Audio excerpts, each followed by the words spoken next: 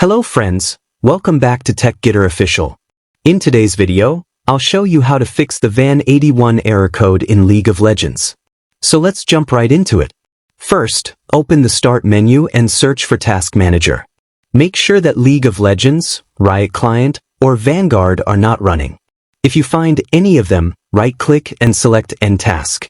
You can also use the search bar inside Task Manager to quickly find Riot, League of Legends, or Vanguard, and close anything related. Next, go to the Startup Apps tab and look for vgtray.exe. If it's disabled, right-click and select Enable. Now, open the Run box by searching for it, type msconfig, and press Enter. Go to the Services tab and scroll down until you find VGC. Make sure it's checked, then click Apply and OK.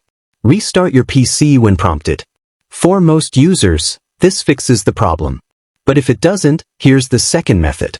Search for CMD, right-click it, and run as administrator. Type the following two commands one by one. sc delete VGK. sc delete VGC. You should see success messages for both. After that, restart your PC. Once your PC restarts, open File Explorer, go to Local Disk C and then go to Program Files. Find the folder named Riot Vanguard. Right-click it and delete. If you get an error, make sure Vanguard is fully closed.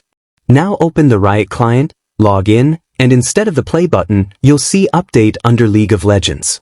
Click it to reinstall Vanguard. Once the installation is complete, restart your PC one more time, and the VAN81 error should now be fixed. If this guide helped you, make sure to like the video and subscribe for more tech fixes. Thanks for watching. See you in the next one.